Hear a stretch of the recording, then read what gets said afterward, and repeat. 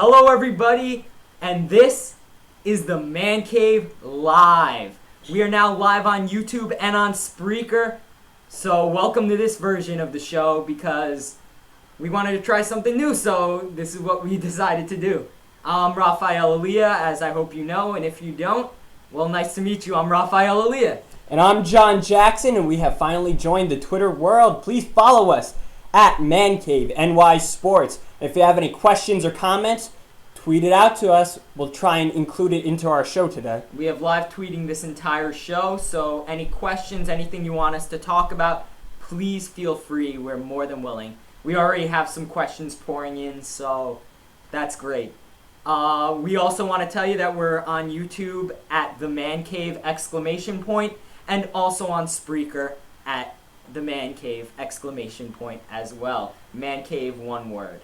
So what do you want to get started with, John? Well, something that's pretty interesting and doesn't really have a lot to do with sports, but still in that sports realm, is Yoenis Cespedes coming to spring training in these very nice, expensive cars. It's really taken the whole world of sports and social media.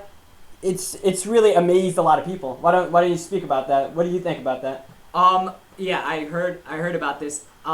When you're the Mets, I think there's a lot more you could be talking about at the time. Definitely. I mean, there's a lot, and I know you said something. You responded to somebody in that way, like you don't really care about what they're coming in driving. Yeah. And honestly, normal sports fans don't care about what people are coming in driving. It's just things that you want to that people want to say just to say it. Honestly, at some points, just because the Mets really haven't been facing much criticism this off season. So let's criticize this guy's car because it's spring training. What's he doing rolling up in this? Let me explain to our audience what kind of cars he came in. The first one was like the Batmobile he showed up in. It wasn't even a car. The back had one wheel. The front had two wheels. It was really amazing. Something that nobody's really ever seen. And then today he showed up in a Lamborghini. So this is a guy, I believe it was a nice Lamborghini, though. He spent about $500,000 on 3 new cars. So I wouldn't be surprised if he shows up in something different tomorrow. But the thing is, it's all just, it's fun, something interesting. But some people are saying now, if this was Matt Harvey showing up in a car like this, he would get bad media. Yoenis Cespedes, everybody loves him. But see, stop overanalyzing things. Yeah, it's a car. It is. It's, you said it right. You were like, it's a car. People use cars to commute to places. It's, destination A to B. I wish I could commute in a Lamborghini customized to my liking. But, hey, listen, he's, if he wants to show up a little bit, he can. Yeah. And he deserves it given what he's done for the team. Absolutely. However, I have no bias coming from a car perspective because I don't believe in buying expensive cars, even if I did have the money. But anyway, Cespedes, it's his money. He earned it. Do whatever you want with it. Mets are paying him enough to have him not criticized for that decision. At least.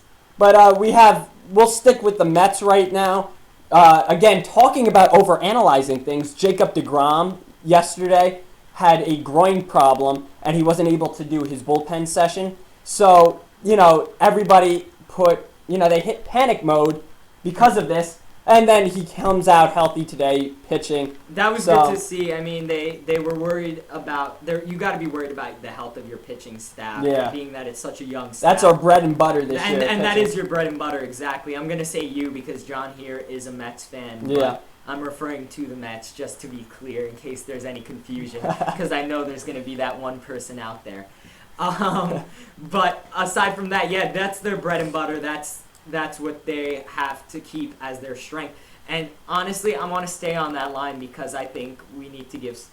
It's been given much attention, but I think we still need to give a lot of attention to this Mets starting rotation. It's absolutely dominant. Ridiculous. It's completely ridiculous. It's one of the best pitching staffs I've seen. And the Mets have had great pitching staffs. You go back to '69. I mean, they had. Nolan Ryan was one of their worst pitchers in '69. That's how good they were. You go to '86, they had a great pitching staff as well. Yeah. It's amazing. They had Doc Gooden, they had Ron Darling, among others. So you take this pitching staff, and it may be the best pitching staff the Mets have ever had, and we're talking about a franchise filled with pitching. Yeah, no, listen, we're not talking about best pitchers because I don't know if they have one best pitcher. because you could make the argument that Clayton Kershaw is better than everyone on that team. Every one of the starting pitchers on that team. But when it comes to an entire rotation of that much talent and young talent, that's what really distinguishes them. I mean, you have Harvey, Syndergaard, DeGrom. Now you have Wheeler possibly coming back. Is that possible, or is he coming back? He's coming back in July. They're putting about July 1st as his. I mean, that's just ridiculous. Back. And I want to ask you from a Mets fan's perspective, do you trade Matt Harvey before the trade deadline? Absolutely not. See, I believe in trading. Okay. I believe in trading Matt Harvey before he hits free agency. We're not going to be able to re-sign him. But you're insane. This is the Mets' best year to win a World Series. Before this trade deadline, oh no. I think you got to look at it from at the time, what's happening at the time. Because if you start to go down offensively and your pitching staff's not even carrying you, I think that's when you start to say, you know what, we could afford to get rid of Harvey if we could get some hitters on the team in preparation for the postseason. But who would you replace? We don't have the best hitters. You need four. You're what position? Replace on that. Yeah, what position? I mean, you have gaps. It would depend what you get offered, obviously. Yeah. But that's even if you want to put Matt Harvey on the market at that time. But people would usually, for talent of Matt Harvey's caliber, you're going to be trading prospects most likely, and the Mets will not be taking prospects for Matt Harvey. As well as you shouldn't, because you've waited long enough to get to this point. This is the Mets' this best is chance. When you have to go in all the way. Absolutely. As the Mets fans are very well aware, you've been waiting a long time to make this World Series run. To even be the favorites to be in the World Series is something many people have not seen in a while. So yeah, you have the opportunity. You got to shoot for it. You can't be waiting again. You have 5 great pitchers, possibly, and you have a hitting group that could actually hit, or at least put you by. We discussed this in one of our previous episodes, that the Mets now all their starters in their lineup, they have bench guys now that were starters last season. Yeah. So it's a huge jump in skill level. So I think that's incredible. I think that they have an incredible team. Now, as a Yankee fan, I think they have an incredible team. As you know, I could talk about the Mets for a very long time, but we do have we do have a lot more to get to. So why don't we talk some hockey? What's been happening with the Rangers and the Islanders? The Rangers and the Islanders. Well, the Rangers had previously, yesterday had won 7 of their last 9. They were 7-1-1, and they came in against the Devils, who were struggling in New Jersey. Yeah. They ended up losing that game 5-2. Terrible. I was watching that game at the beginning. I don't know if you caught it. The very beginning of the game, the first, I'm going to say 5 minutes of that game, was probably the best play I've seen from the Rangers all season long, I'm going to say, because they were just outstanding, putting pressure on the net. In the first 5 minutes of the game, I was sure that they were going to score before 10 minutes hit. And then what happened? They missed some opportunities. They missed some scoring chances. Again, only 5 minutes into the game, so no big deal. But then they allow a goal to the Devils, and that got me angry. You know me. When I'm watching my sports, I get pretty adamant, especially about hockey. Definitely. And I thought it was ridiculous because how can you play that well for the first 5 minutes and then they score the first goal? It had me livid, honestly. But then they scored 2, went 2-1. Yeah. Then they ended up scoring another 3 unanswered goals and then an empty netter, making it 5-2, the final score. Ridiculous, because the Rangers, that's the game that you got to win. As much as people are like, oh, they're just the Devils, you could slack off, sure, why not? Those are the games that frustrate me, because when you're looking for wins at the end of the season to get better in those seedings, those are the games that you look back at and say, man, I should have won that game. And the Devils are a team that the Rangers could take down. Oh, especially given the time. Yeah, we're not talking about another team. This is a Ranger team, as I said, won 7 of their last 9 before yesterday. And this was an Islanders team that was struggling to score goals. So it was definitely a winnable game. No doubt about it. Yeah. Actually, you said Islanders, that was the Devils, but that's a good segue into our next... Oh, did I? Yeah. Why don't we talk about the Islanders? They had better luck last Yeah. night. Can we not talk about the Islanders because they? Yeah, they won against Minnesota Wild last night, 4-1. Look, congratulations. No, okay. I'll stop. I'm a Rangers fan clearly, but Yeah. I have a lot of respect for the Islanders. I still don't know why they're still the Islanders and they're in Brooklyn. But let's talk about that because what else do we have to say I heard they want to get out of the Barclays Center. Yeah, I heard they want to leave. There's actually a stadium. This is an arena, I'm going to say. I thought this was pretty funny, honestly. An arena that they're purposely, in Long Island, that they're purposely making too small for a hockey arena. Oh, really? So they really don't want the Islanders back over there. But that leads to, I feel like if you're growing up, that's how you make fans, You have the Brooklyn Nets, the New York Knicks, These are the New York Islanders. Typically, Brooklyn is not considered, when you talk about sporting teams, they don't love to insinuate themselves to, go with that New York line. They like to be Brooklyn. They like to call themselves Brooklyn. So when you talk about the New York Islanders, not only are you distinguishing Brooklyn from New York, you're also putting the New York Islanders, which insinuates the Long Island. How are you going to get fans growing up to be Long Island, to be Brooklyn Islanders fans when you're calling it the New York Islanders, when your name is the Islanders? I just don't understand. I mean, am I making too big a deal out of this? You could tell me if I am. I just thought it was... No, some people are real hardcore about names, colors, and venues, so absolutely. Some people care. Listen, I wouldn't say a lot of people care, but some people care. I'm not going to go as crazy as I heard that there were some people. There was a call-in on one of the shows that I listened to on the radio, and it was a guy getting really animate about the Mets wearing those the logo of their of Mr. Met on their spring training hats, and he's like, "This is unprofessional. This is ridiculous." Now, not to call out this guy, I'm sure you're not listening. If you are, I don't want to hear a call like that. But that to me is ridiculous because it's not like they have Mr. Met on their logo. Yeah, they've done that before though so as well. It's not a big deal. Yeah, they've done that in spring training. Spring training's a looser atmosphere. You're getting ready for the actual season. But to me, when you're talking about an arena or a location, I mean, we just saw with the Los Angeles Rams now when they moved away. When they moved away from St. Louis, people were getting really mad because that's their location. That's where they're from. So, I mean, I don't know. I don't like that. I think if you're gonna stay in Brooklyn, become a Brooklyn team, and if you're not, and if you're gonna move back to Long Island, do it. Okay, we'll stick in New York. Knicks and Nets. Not a lot to speak about. I feel like we say that every time. I mean, how much you want to talk about? You just want to say that they both lost again? You want to say how the Knicks are 10 games under 500? How the Nets can't beat anybody except for the Knicks? I'd like to say that's a good one.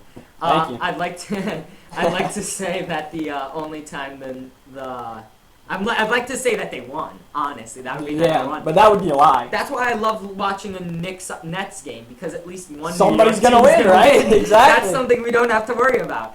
But yeah, no, they lost again.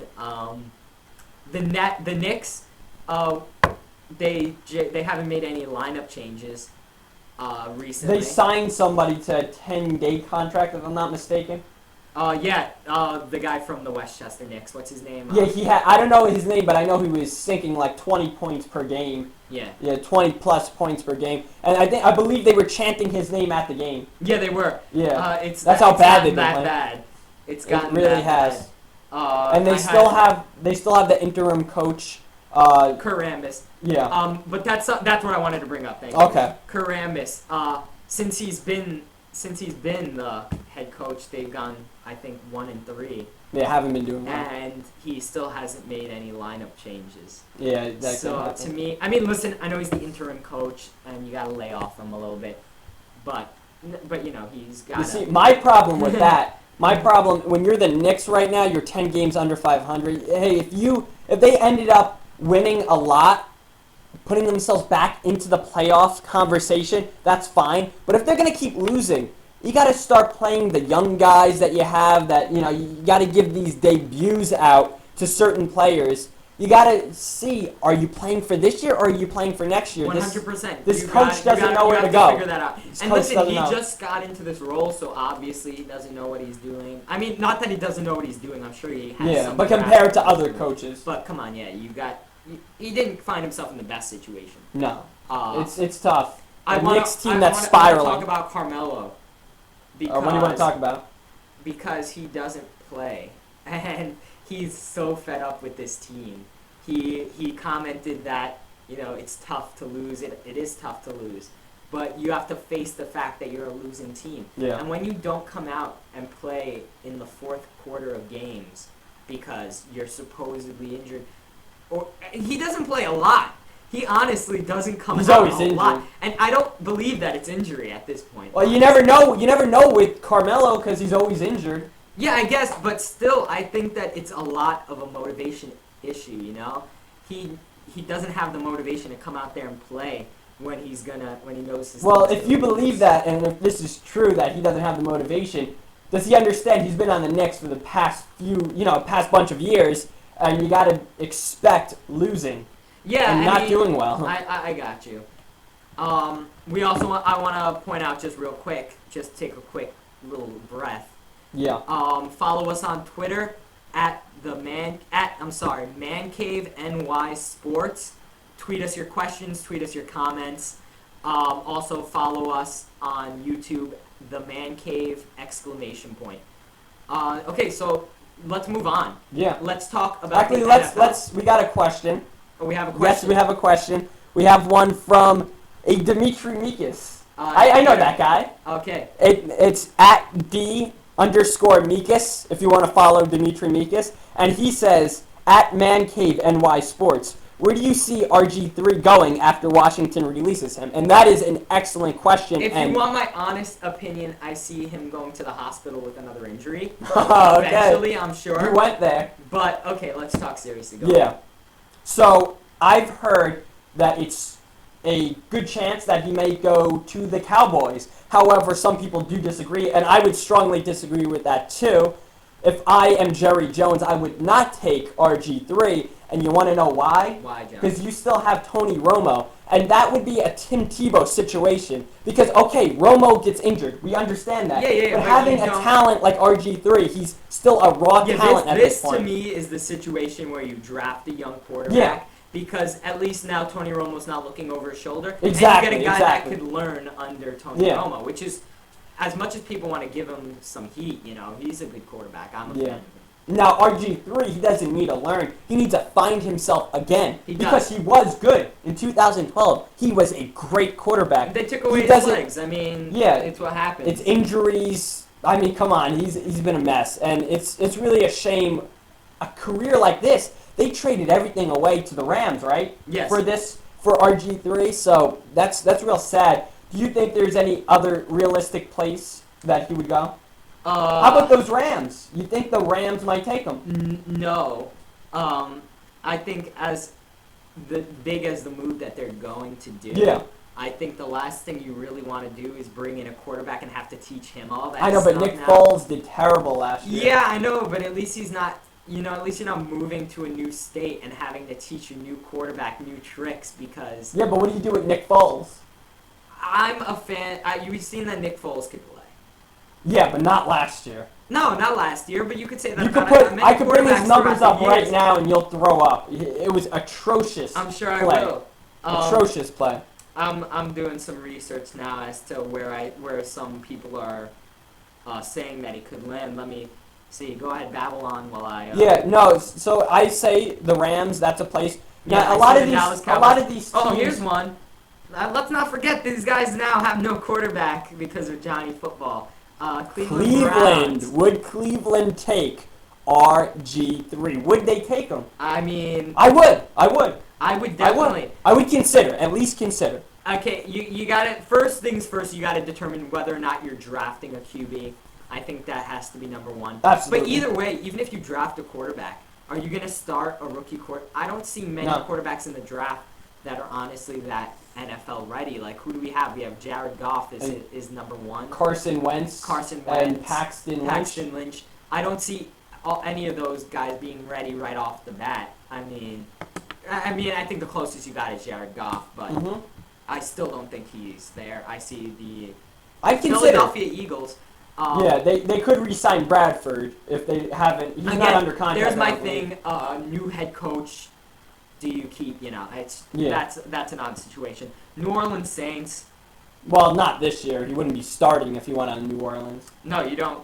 But that's, again, the same situation as you said with the Cowboys looking over the shoulder. Exactly. And anyway, Drew Brees, I don't think is ready to get out of there just yet. No, not yet. Denver Broncos.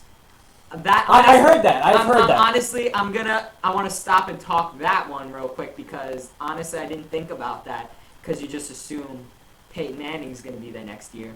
But, he's not. He most likely is not. They got Brock Osweiler, and he carried them through a tough part in the season, honestly. But do you trust them to go on? Like, do you trust them this season, coming season? Do you trust them to go from preseason to postseason healthy? No, and not just healthy, but able to win games. Look, but I want to talk healthy. Brock Osweiler reminds me a lot of Nick Foles because remember, Nick Foles did so great his first year, but we didn't see enough of Nick Foles, and the next year which was this year of football, he was terrible. He was absolutely terrible. He's been untested. There hasn't been enough games that he's played in. And even when he's played okay, but you got to remember, that defense, Broncos defense carried him. And you know what, as a quarterback, you don't need that big of a strength set when you have your defense that great. I mean, they were great. I'm not even talking good anymore. I'm talking they're terrific. I mean, you saw what they did to Cam Newton. Arguably the best quarterback last season. So I'm looking forward to that defense getting back on the field. I'm not going to lie. I'm probably more looking forward to that than I am to seeing how the QB situation. Well, that makes a lot of that brings a lot up though. If they have a good quarterback, we're talking about a team that can repeat. But because what do you characterize as a good quarterback? Because there's not Peyton Manning of last year, not Brock Osweiler. So who would you say then? RG3? If they had a quarterback of the caliber of even Ryan Fitzpatrick, what we got as a Jet fan base got out of him last year. If they had a quarterback I think that, you're comparing apples to oranges because remember Ryan Fitzpatrick was not supposed to be that good. No, I'm not. And he was dealing with having Brandon Marshall and Eric Decker. I'm not saying Fitzpatrick. I'm saying in the backfield. I'm not saying Fitzpatrick. I'm saying somebody who could put up Fitzpatrick-like numbers. Fitzpatrick-like numbers. Yeah. Okay. But that's just a matter of luck at that point because Fitzpatrick previously couldn't put Fitzpatrick numbers. No, I'm saying if you have somebody 20 to 30 touchdowns. Yeah, but who's that guy? That's my question. Who is that guy? I wouldn't say anybody in the draft, and I wouldn't say anybody on the free agent market. You wouldn't? No, I really can't say. So they're basically not going to have that. So no, they got to get lucky with a quarterback that comes out of nowhere, hence Ryan Fitzpatrick, and puts up those numbers. Yeah, but you can't expect that. He's not going to come out of nowhere, I don't think. If he repeated 2012, that's good enough too, I believe. Kubiak's not a... if he repeated 2012, that would be good enough. Yeah, Kubiak's not a run-oriented quarterback guy when he commands that. Well, obviously. Well, yeah, Peyton Manning. I know, but and he has Manning. Brock Osweiler. Those are not running quarterbacks. And not saying that RG3 is a running quarterback anymore, but still, not really. I still don't think that's there. I mean, I'm not a fan of RG3. I'm sorry. Yeah. But he has shown that he could throw the ball a little bit, and when he was mobile, he was great. Can't deny that. But what about Kirk Cousins now? See, that's another one. If they have Kirk Cousins and he repeats anything close to last year, I'm saying that could have a repeat. Peyton Manning played terrible last year. He's in a pickle with the Redskins. Yeah. Over there. So I mean that's a guy to watch out for. I'm a fan of Kirk Cousins. I was a fan of Kirk Cousins when he was just a backup. When he was just a I was not. He's proven me wrong. However, we don't have much time left. We have about 5.5 minutes. Close it out. What do you got? Well, no, there's two more stories I want to get to real quick.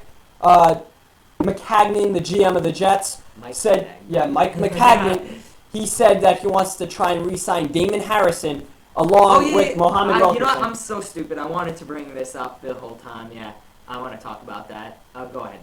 Okay, so I believe that in free agency for the Jets is the priority. Damon Harrison, also known as Snacks. You're putting Snacks as the priority? No, both.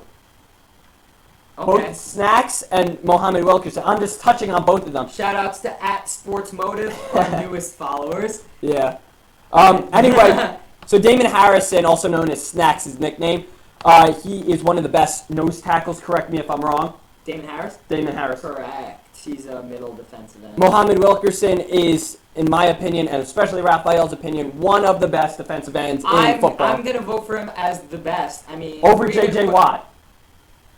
Well, those are two completely Okay. different positions. But I would put J.J. Watt. I'm putting, well, as a defender in general, as a rusher, yeah. But I'm talking like over like Ndamukong Suh. I mean, I know people are like fans of Ndamukong Suh, you know. But that's a name. We'll look into that's a Ndamukong name. Suh. But no, I mean, I think he's overrated. Especially when you compare him to a guy like Mohammed Wilkerson, who's just so fast. And that's one thing that gets me. He's a fast guy. And when you have some guy that's strong running at you that fast, he's going to put pressure on him. Yeah, so who you are. Mo last year had double-digit sacks. Again, one of the best defensive ends. Yeah. The Jets are tight in cap space. They did release Antonio Cromartie. That's an $8 million save. I mean, that's not chump change. So just to finish this off, just pretty much a yes or no, and a quick reason why, do you think those two, out of anything else the Jets could possibly do, are the priority of the offseason? 100%. I mean, you could list Chris Ivory as a Yeah, priority. he most likely won't be signed, many people think. But I'm going to drop him as a priority, especially comparing him to Snacks or Mo, because these are guys that I'm a fan of. You keep what you have and you keep it strong. The Jets, what do the Jets have? As much as you want to say Brandon Marshall, Eric Decker, Ryan Fitzpatrick, that offense still it's just not the front seven. That's on a whole nother planet than that offense. So if you're asking me, I'm saying you keep that side of your team strong. It would be like the Mets, as you said before, getting rid of Harvey. You know, you weaken your rotation, but that's your strong suit. You got to keep that strong. Same thing here with the Jets. You have that front seven. Keep that front seven strong. I think that's a big thing, and I think that I think they have to keep Mohammed Wilkerson as their top priority. Absolutely. I think you keep him 100%. And then Damon would come in second, obviously, because Mo's much more important. And then, he's the cherry on top of your free agent season. Okay, so when you're talking Jets off season, right before we end here, I'm gonna point out those are the top three, obviously. Yeah. Mohammed Wilkerson, number 1, Snacks, number 2, and number 3, the draft. Important draft. As much as you want to say, the Jets, they did great, and they're going to probably do great again this year, or if you're a Jets hater, like I know a lot of people are out there, the Jets didn't have a great season, they didn't even make the playoffs, blah, blah, blah. 10-6 is a good season. So no playoffs, and they should have been a lot better. But that draft pick is going to be very important because it's this kind of pick. Because before it was picking to build up our team, and after we, after we win a Super Bowl, it would be, let's retain who we can. If we can't, we can't. Yeah. We run a Super Bowl. At this point, though, it's the most important because you have a team. Now you got to fill it. You got to keep it strong. You got to keep exercising. You have the muscle. You got to keep it toned, or else it's just going to go away. And that's to me the front seven. You need an outside lineman because we got rid of our guys, and we need an edge rusher. And we'll finish on this. First round pick. What position for the Jets? First round pick, best available at one of these 3. Mm-hmm. If you could get I know some people are going to argue with me, but if you could get a quarterback and he's best available, quarterback. Okay. Number 2, obviously edge linesman. That's number 2, 100%. Okay. And number 3 for me, it's got to be having I'm not going to say running back because I don't think they're going to be available, so I'm just going to knock it out. I would say running back if available. But I doubt. See, I'm not going to waste on that. I'm going to say an offensive lineman, just obviously, because if there's a great offensive lineman still out there, then you take them. Okay, so that's all we have for today. Thank you so much for tuning in. First live broadcast. We want to thank you again. We want to tell you to follow at Mancave NY Sports on Twitter. Follow me at _Aliyah, RAF_Aliyah. And me at John97 Jackson. Thank you. And this has been John Jackson. I'm Raphael Aliyah, guys. Thanks for watching The Man Cave.